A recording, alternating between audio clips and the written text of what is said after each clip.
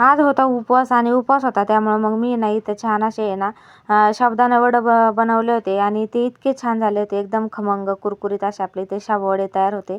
तर सगळ्यात अगोदर ना वडे बनवण्यासाठी इथं मी आहे ना 1 वाटी शाबू भिजवून घेतला होता. त्यामध्ये आहे ना 4-5 हिरव्या मिरच्या मी आहे ना बारीक करून घेतल्या. त्यामध्ये अर्धी वाटी शेंगदाण्याचा कूट घातला आणि आहे ना इथं 2 मोठे बटाटे आहे ना शिजवून मी ऑलरेडीच घेतले होते. हे सगळं मिश्रण ना एका भांड्यामध्ये घालून घेतलं आणि छान असं आहे ना त्याला मिक्स करून घेतलं आणि मिक्स केल्याच्या नंतर 5 ते 7 मिनिटं ठेवायचं आहे आणि 5 ते 7 मिनिटानंतर छान असे आपल्याला आहे ना इथं वडे तयार करून घ्यायचे आहे. त्यानंतर लगेच ना कढईमध्ये तेल घालायचं आहे.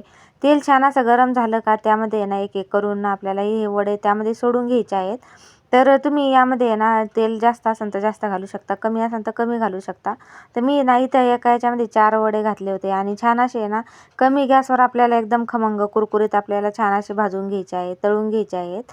तर छान असे 2 ते 3 मिनिटामध्ये आपले छान असे तळून होतात, एकदम खमंग आणि कुरकुरीत होतात. तुम्ही बघू शकता एकदम छान असे इथं असे शाबूवडे इथे तयार झालेले आहेत आणि तशाच पद्धतीने मी सगळेही शाबूवडे करून घेतले आणि फायनली एवढे सुंदर झाले होते ना, तर खूपच छान. तर अशा पद्धतीने एकदा नक्की ट्राय करून बघा. चलो बाय.